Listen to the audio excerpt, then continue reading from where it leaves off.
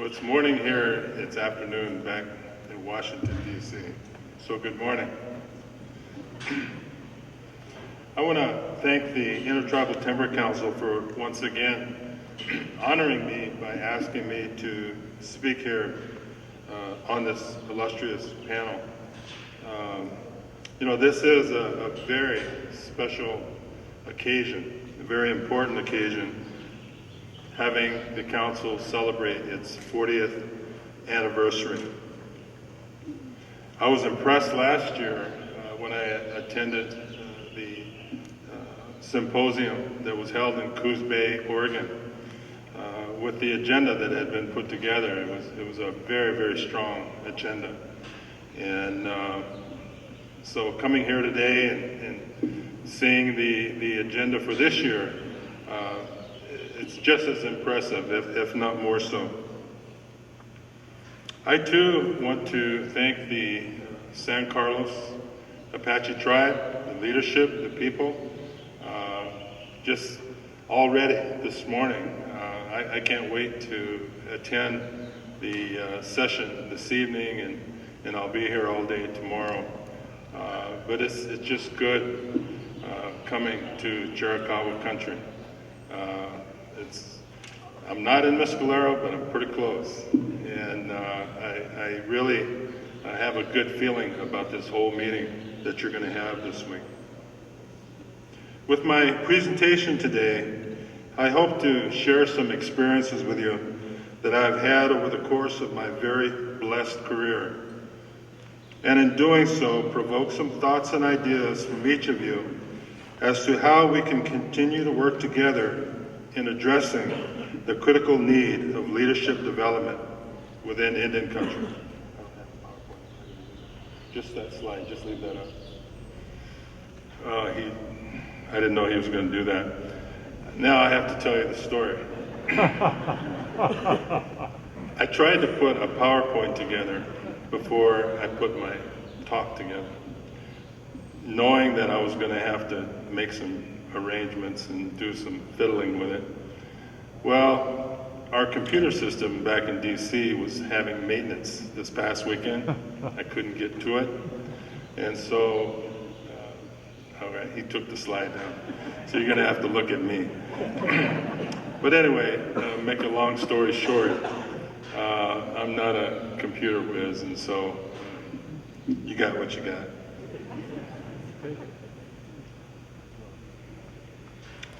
In my discussions today, I'll be sharing with you some of the experiences that have led me to where I am today as a Deputy Undersecretary within the Department of Agriculture. The key question that we all must answer is, how do we effectively and sustainably develop a strong and dynamic leadership pool of young professionals? And I'm hoping that after my presentation with the three of us sitting up here, we can have some really strong dialogue. So be thinking about that. Let's talk about it a bit before we leave here for lunch. You know, I remember as a very young person growing up on my reservation and having the opportunity on many occasions to go out with my father onto the reservation. My father at the time was the manager. He took care of the tribal cattle operation there on the reservation. And I'd go out with him at a very young age and help him fix water lines, fix fence, doctor sick cows and horses, and on and on. And, I truly thought, I was his right-hand man. And in reality, I was probably getting in the way, but luckily I didn't know that. And he never let me know that. I also remember the many hunting adventures that we had over the years. We'd go out with many of our friends and tribal elders, and just in traveling across the reservation and hunting. I'd hear my father and those elders sit and talk, not knowing at the time that I was receiving a very, very valuable education. And it was years later that I did realize that, and thinking back, the things that they shared, the way those elders tied those hunting experiences back into their traditional teachings. And truly, that's what led me to my future that I've pursued and been very, again, blessed in being able to obtain in natural resources. And so I thank those elders for that. I was the first in my family to receive a college degree, which I received upon graduation from New Mexico State University in 1975. My parents were bound and determined that they were going to support me in every way possible because they did want me to pursue a degree in natural resource management. Diploma in hand, I returned to the reservation to start my lifelong adventure. I mentioned earlier that I have had a blessed career. One of those blessings was an early mentor and friend of mine, and he was also my boss, Mr. Samson Miller. Samson was an accomplished tribal elder who had been a World War II veteran, having been shot down over Sweden during the war, along with his B-17 crew. They were captured and placed in a POW, German POW camp. And fortunately, they survived that. They were released through a prisoner exchange. And at the conclusion of the war, Samson returned back to the reservation. Once home, he made the decision to attend New Mexico State University, where he received a degree in agricultural engineering. He was one of the first of our people to receive a formal college degree. Upon that, he started his career with the Bureau of Indian Affairs and rose into the position of Agency Natural Resource Manager, where he was in that position for quite a few years. But also during that time, he too ran for tribal council and was elected quite a few times after that, for a total of 21 years that he served as our vice president of the tribe.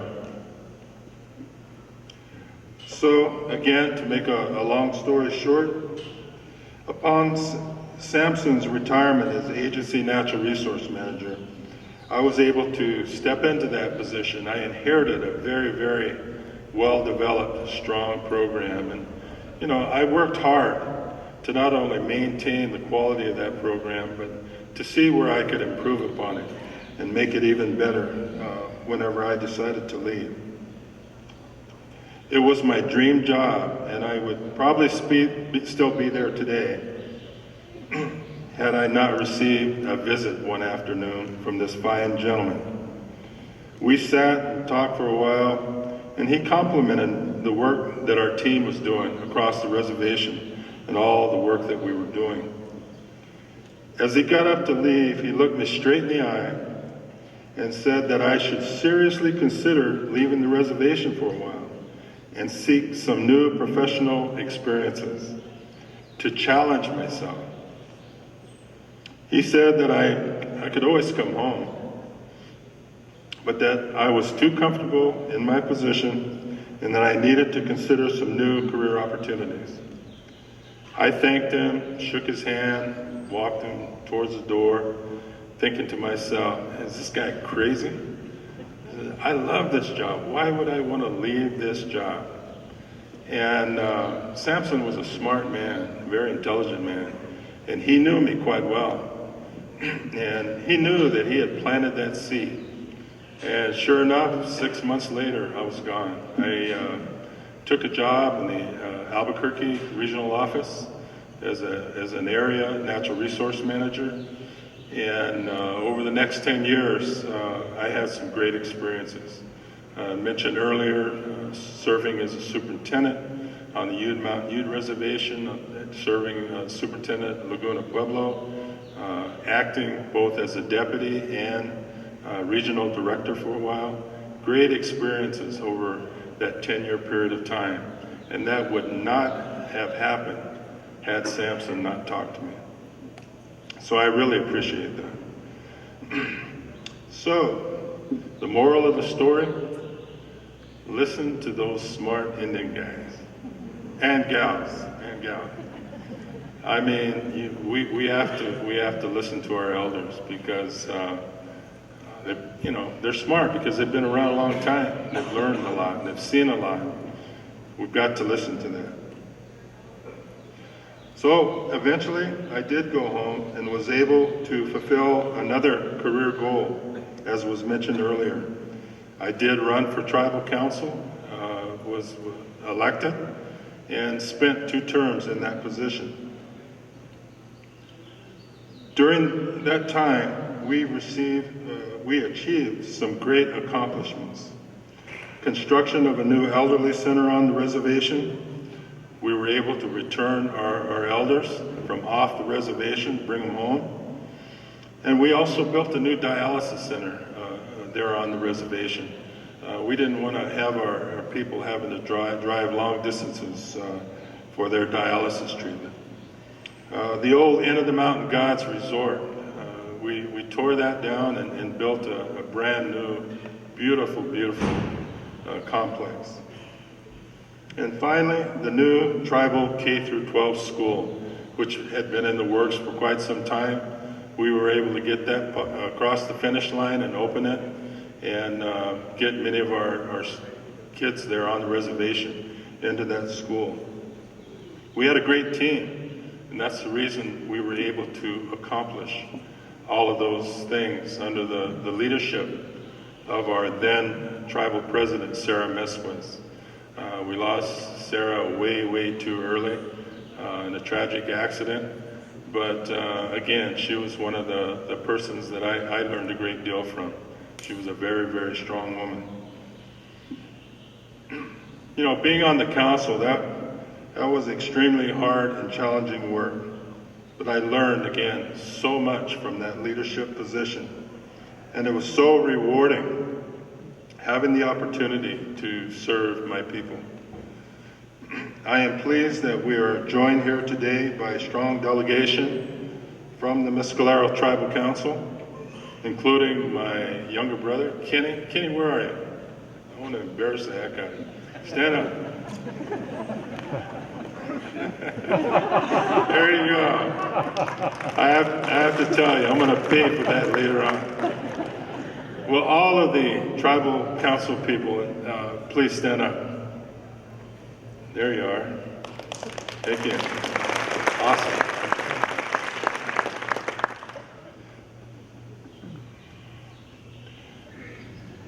At the end of my second term on the tribal council, Bill Richardson had just been elected governor of New Mexico. On Christmas Eve 2002, I received a call from Bill asking if I would go to work for him as a state forester. To make a long story short, I said yes, and I worked for the gentleman for 8 years. But I have to tell you, that wasn't quite that easy of a decision because, you know, I asked the governor, I said, you know, why me? I said, Governor, I said, the only relationship really between the Mescalero people and the state of New Mexico over the last several years has been in a courtroom. You know, suing each other over gaming, suing each other over hunting and fishing. You know, why me? And he said, Butch, you answered your own question. You know, we need to improve that relationship between the state of New Mexico, the state government, and the 22 tribes that are within the state. And I need your help to do that. And so I said, let's give it a shot. And I took the job. It was exciting being the first ever Native American state forester, and we were able to accomplish some wonderful work. Most notably, the development and implementation of the landscape scale New Mexico Forest and Watershed Health Plan, which we completed and began implementation in 2005. And you have to remember that this was a landscape scale plan that we put together and began implementation in 2005. Landscape scale discussion really had just gotten started. And I remember Secretary Vilsack's speech in Seattle in 2009, where he talked about an all lands approach, a landscape scale approach. And so we were well on our way into Mexico, and I always felt very, very good about that. Also during my time as a state forester, I was able to convince the National Association of State Foresters, all of the other 49 state foresters in the country, to establish the first ever Committee on Native American Relations, with its goal being to improve the working relationships between state forestry programs and Indian country. It has had some success to date, and I'm hoping that that effort will continue to mature and grow. I know that currently there's ongoing discussions between the Intertribal Timber Council and that committee. And again, I just hope that over time it results in really building stronger relationships between those state forestry programs and the programs out in Indian country. When the governor and I walked out the door together at the end of 2010, I made the decision to pursue yet another career goal, the establishment of my own consulting company that was mentioned earlier. I wanted a company that could assist tribes in addressing natural resource issues and concerns, with my initial efforts being in looking at and addressing impacts from climate change on our tribal lands. It's about that time, I was just getting going. I'm pretty excited about my new business when I got a call from Secretary Vilsack's office asking if I would consider coming to work for the Department of Agriculture. And again, make a long story short, I said yes. But before I share with you my recent USDA experience, and that's how I'll finish off my presentation, I want to share with you and touch on another very important area of my career involvement that it's been very exciting, and I've gained a great deal from my involvement in it. Very early on, I remember having been involved to some degree in the establishment of this organization, the Intertribal Timber Council, as well as the Intertribal Ag Council, where came along right after the Timber Council had come on board. And it was quite exciting working with people across the country in getting these tribal nonprofits going. But the emphasis at the time for my tribe, with its developing trophy elk hunting program at Mescalero, with the late 1970s victory in the Supreme Court on the Mescalero versus State of New Mexico hunting and fishing case, the emphasis at Mescalero was fish and wildlife. So I started working with, and I spent a great deal of time and effort working with tribal folks from around Indian country in the eventual establishment of the Native American Fish and Wildlife Society. Our first national meeting was held in 1983 in Phoenix, Arizona, and our keynote speaker for that event was our late president at Mescalero, Mr. Wendell Chino. And I'll never forget that speech.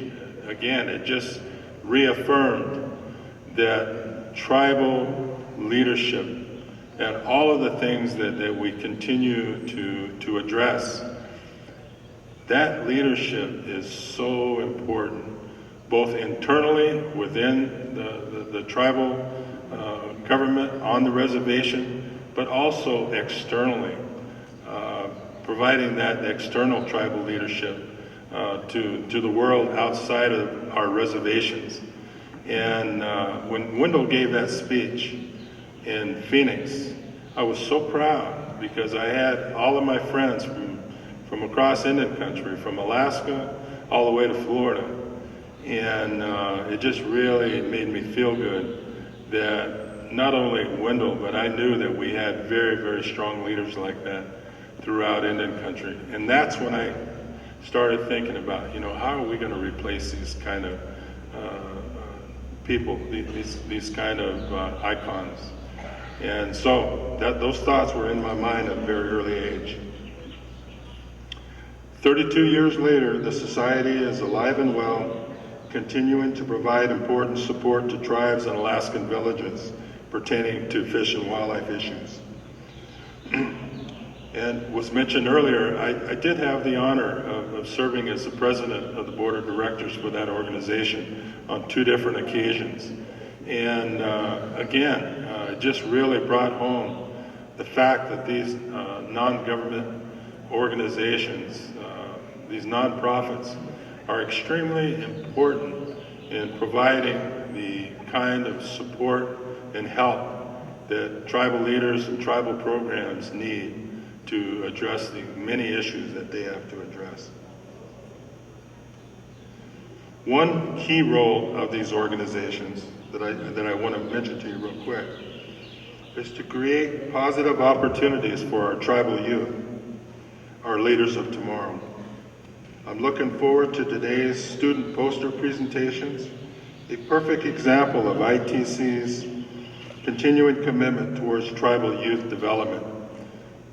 I remember last year during the poster session, the students came up and gave their presentations.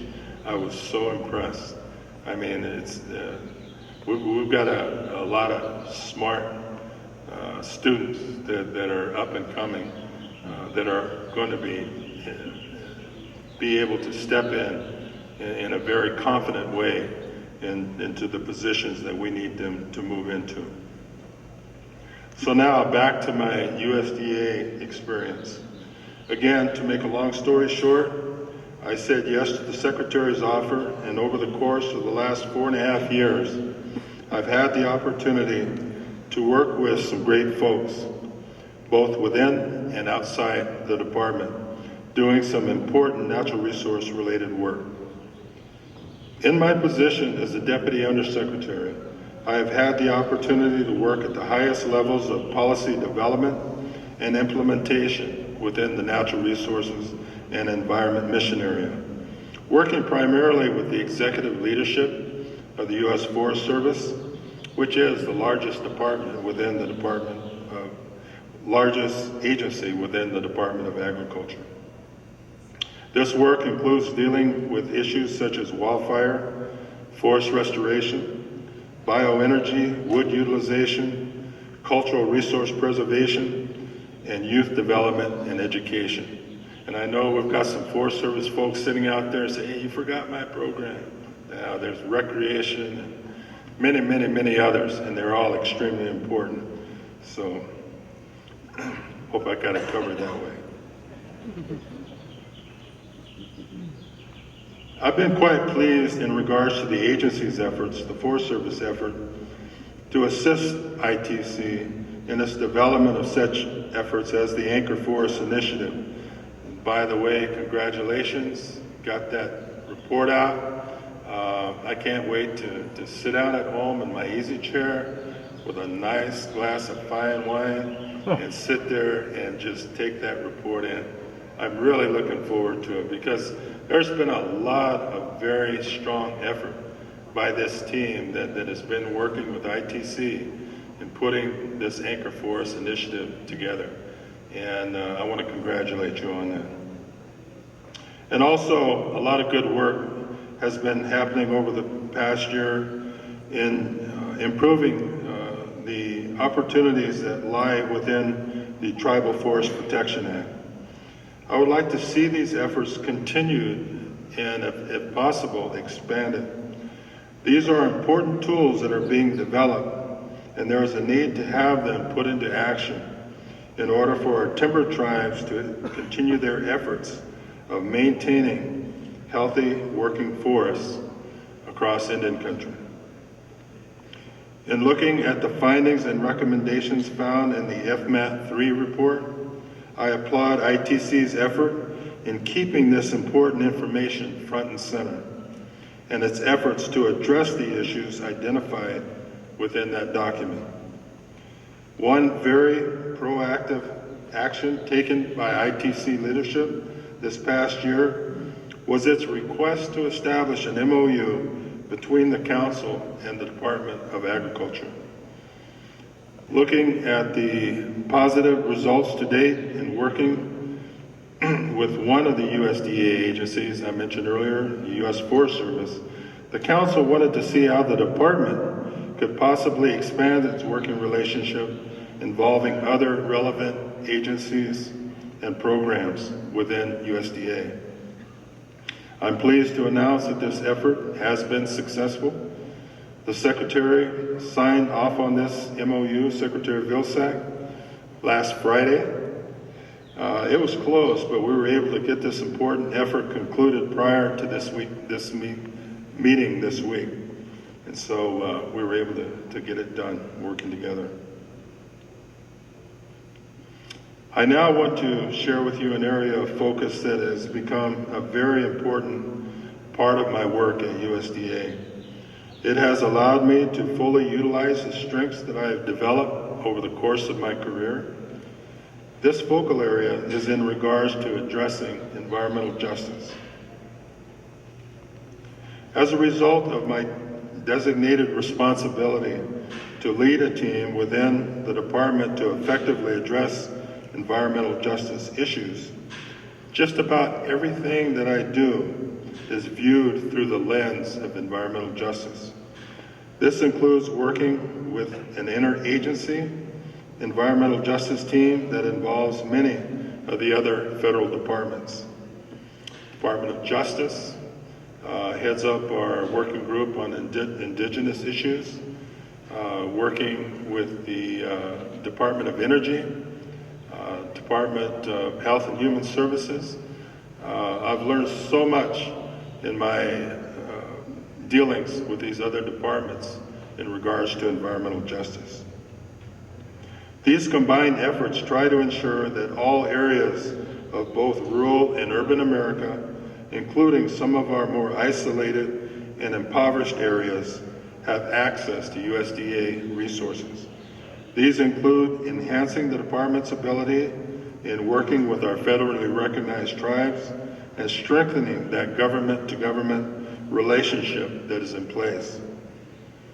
During my time of focused involvement over the last 2 years, I have seen some very powerful and innovative tools that have resulted from that environmental justice work.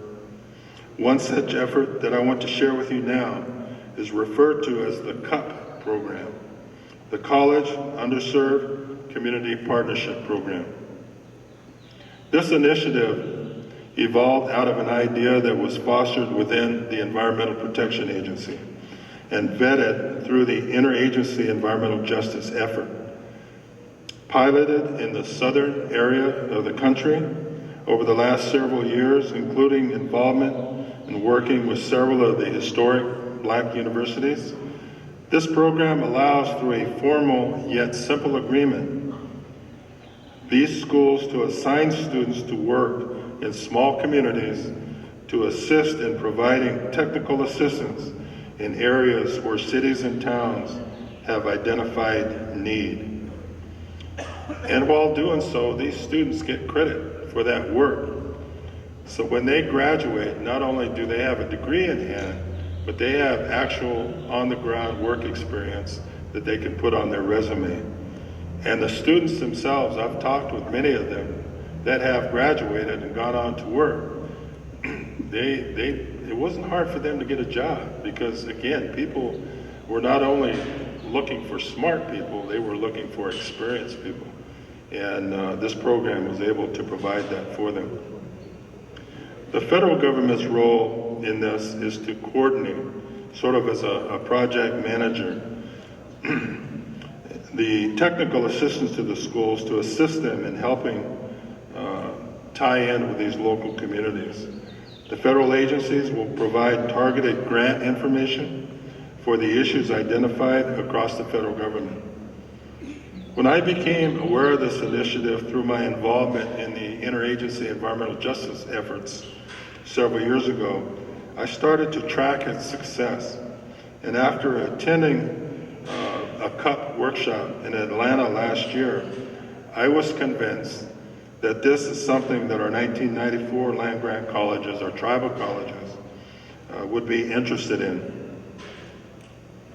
After several introductory efforts to the tribal schools, we had 4 of our TCUs attend the second annual CUP conference last week down in Atlanta, and the initial feedback from the participants was very productive, very positive. And if you see Adrian Layton walking around here, Adrian sitting up here, Adrian was down there with his college president from Salish Kootenai, Sandra Boheim.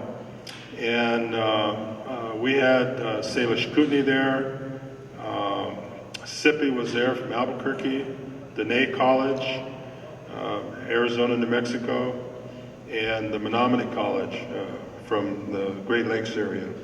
All were down at that session.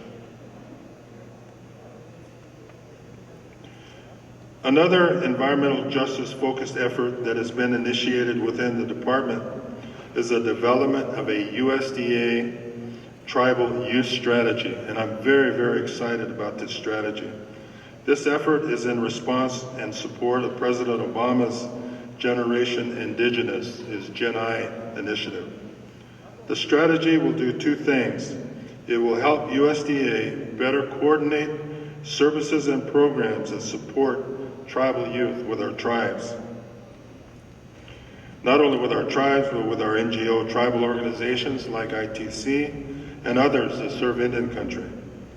It will help the general public, including tribal leadership, gain a much better understanding about support that is available to tribal youth programs through USDA programs.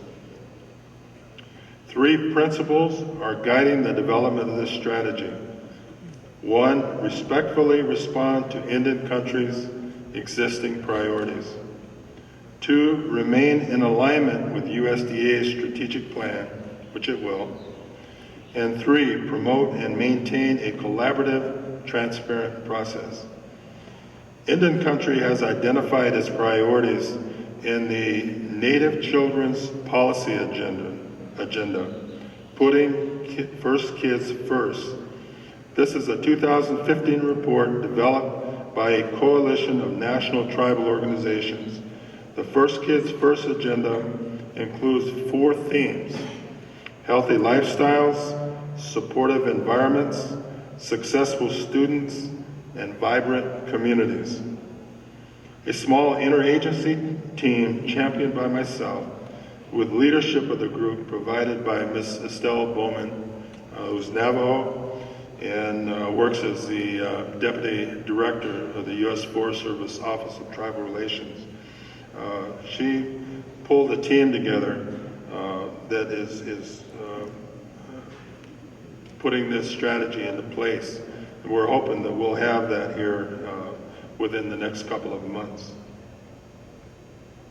The themes I shared with you are largely consistent, again, with the USDA strategic plan and our other USDA programs.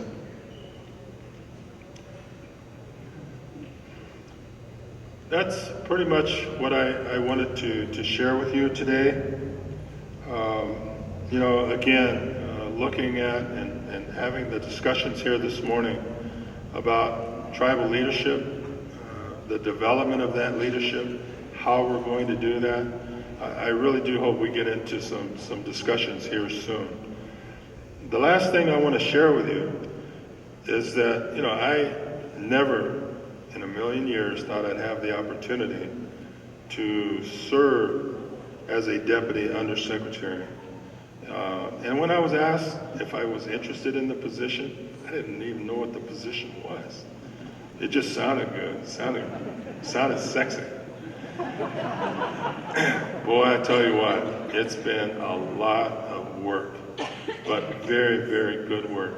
I've matured, I've gained so much over the last 4.5 years professionally, because it's like Samson Miller said, you need to challenge yourself.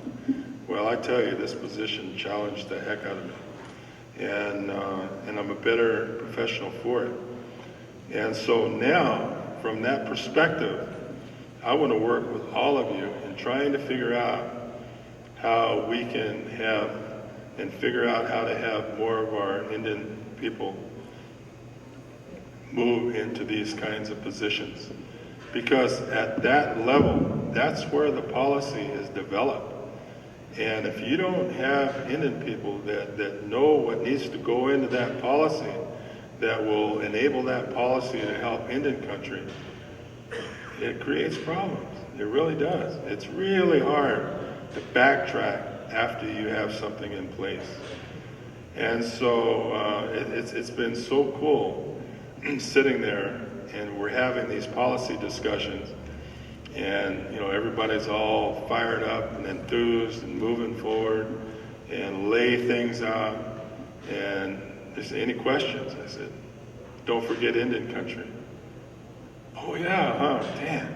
Go back, put it together right, comes back out, and just bringing that to their attention and having that understanding and involvement going into it at that level saves a lot of heartache down the road for tribes, because it's brought to the attention, it's discussed, and much stronger policy that will enable tribes to fully participate in many of these federal programs. It just makes it a lot easier. And it's not that the federal agencies don't want to work with tribes. It's just the fact that they really don't understand Indian country. I mean, it's pretty complex.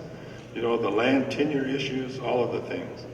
And so it's important that all of us work together to figure out how to build those strong tribal leaders that will go into tribal government, will go into state government, will go into federal government, that will go in and head up key positions within our NGOs that support our tribes across the country.